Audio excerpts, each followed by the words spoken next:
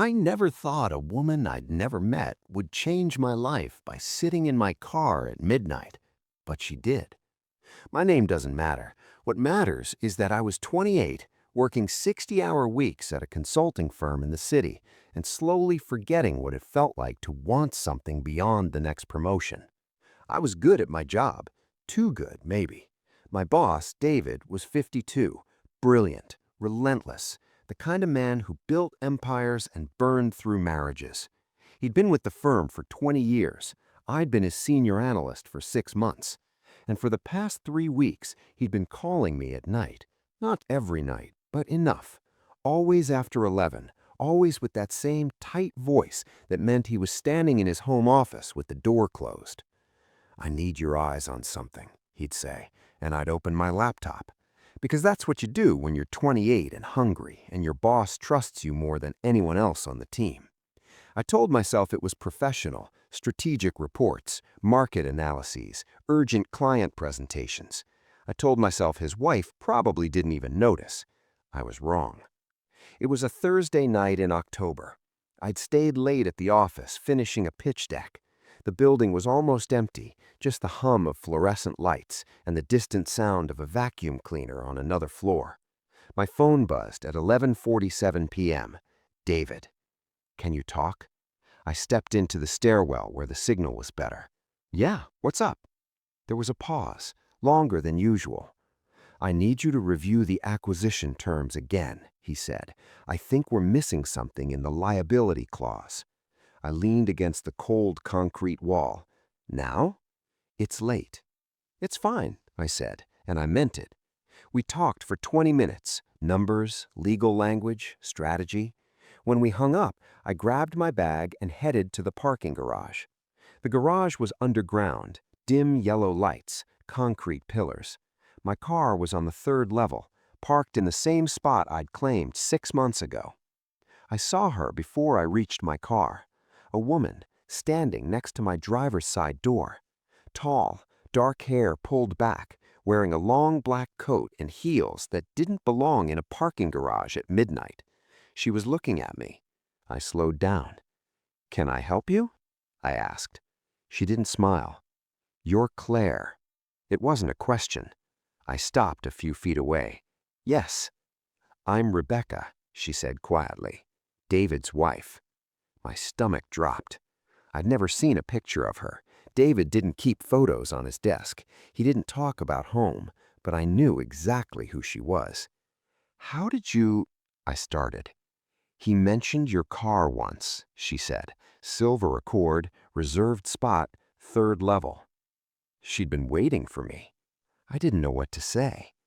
"I'm not here to make a scene," she said. Her voice was calm, controlled, but there was something underneath it, something sharp.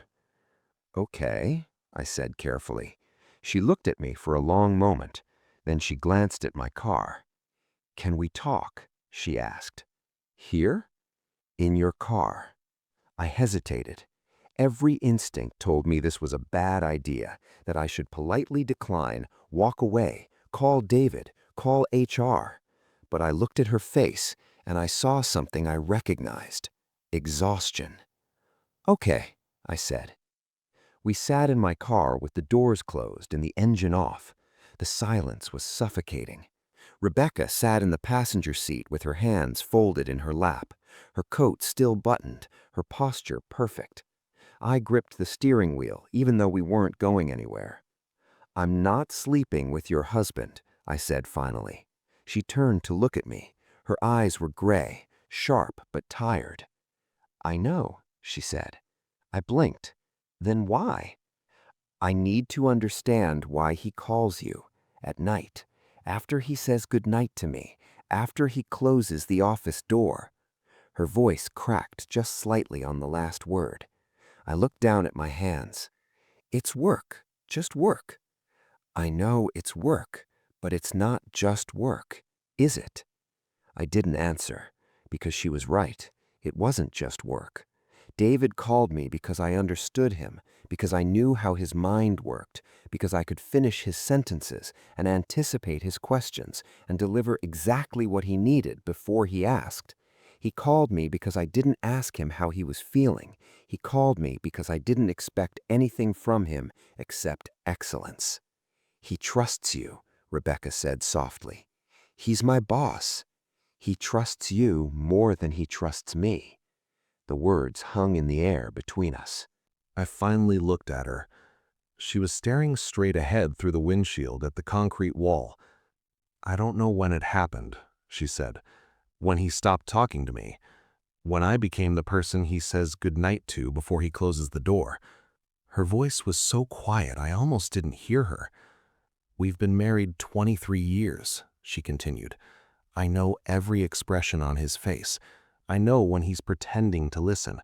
I know when he's somewhere else." She turned to me. "He's somewhere else most of the time now." I didn't know what to say. This woman had driven to my office, had waited in a parking garage at midnight, had sat in my car, not to accuse me, to ask me why her husband preferred talking to me. "I don't have an answer for you," I said honestly. "I think you do," she said. "You just don't want to say it." I looked at her, really looked at her. She was beautiful, not in an obvious way, in a way that made you notice after a moment, the way her jaw was set, the way her eyes held yours without flinching. "He needs someone who doesn't need him," I said finally. "Someone who just keeps up." Rebecca's expression didn't change, but something shifted in her eyes. "And you keep up?" "Yes." "Without expecting anything back?" "Yes." She nodded slowly, like I'd confirmed something she already knew. "I used to keep up," she said quietly, "before we had kids, before the firm became everything. I used to be the person he called." She looked down at her hands. "Now I'm the person who asks him to come to bed." The sadness in her voice was so raw it hurt to hear.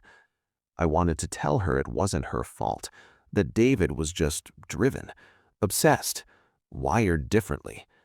But I couldn't, because I knew exactly why he called me instead of talking to her. It was easier.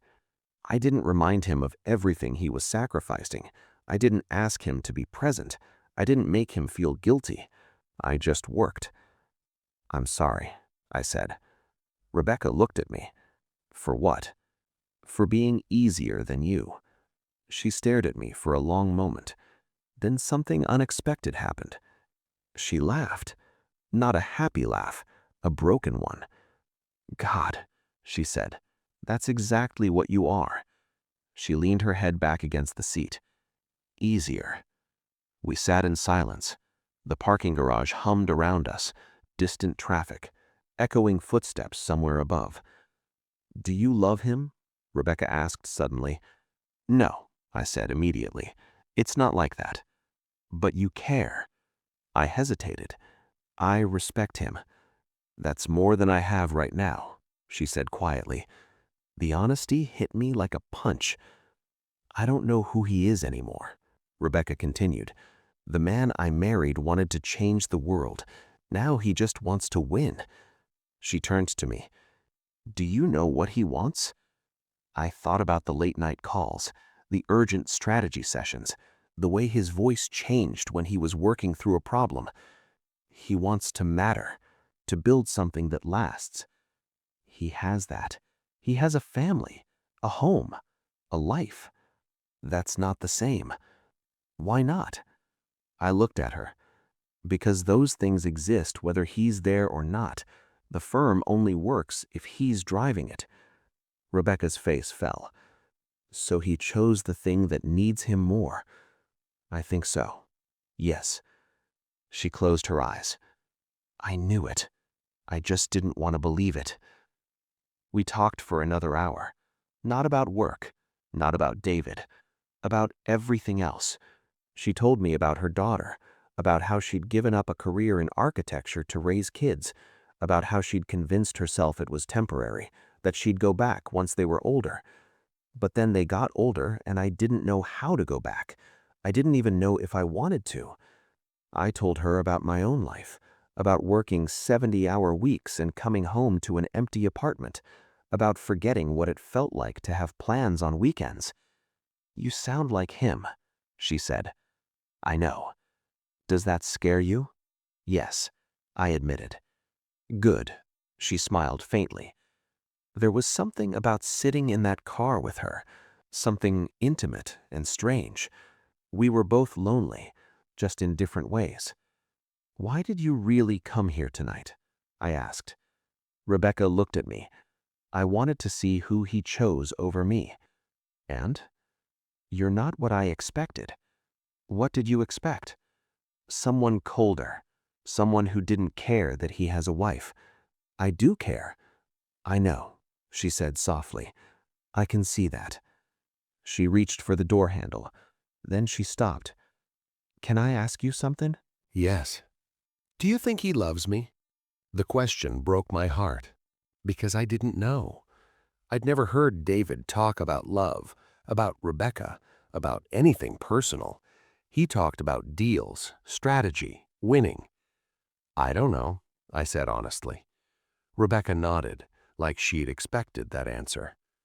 Thank you for being honest. She opened the door. Cold air rushed in. Rebecca, I said. She turned back. I'm going to stop taking his calls. At night, I'll tell him it's a boundary. She looked at me for a long moment. Don't, she said quietly. I blinked. What? Don't stop. If you stop, he'll just find someone else. She smiled sadly. At least I know you care that I exist. She stepped out of the car.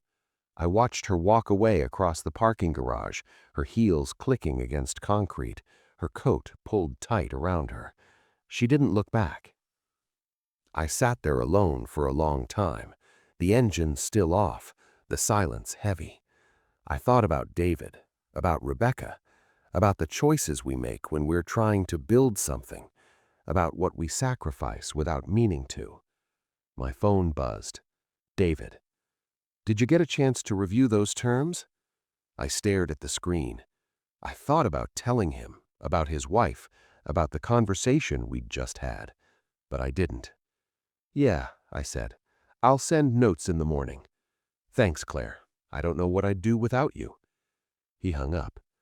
I sat there holding my phone, and I realized something. Rebecca was right.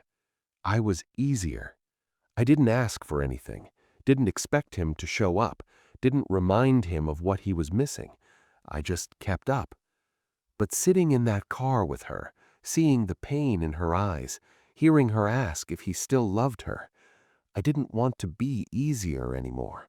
I wanted to be someone who asked hard questions, someone who needed more than late-night strategy calls and professional respect, someone who didn't disappear into work because it was safer than being seen. I saw Rebecca one more time, 3 weeks later, at a company event, holiday party at some hotel ballroom. She was standing next to David, wearing a burgundy dress, smiling at something someone said.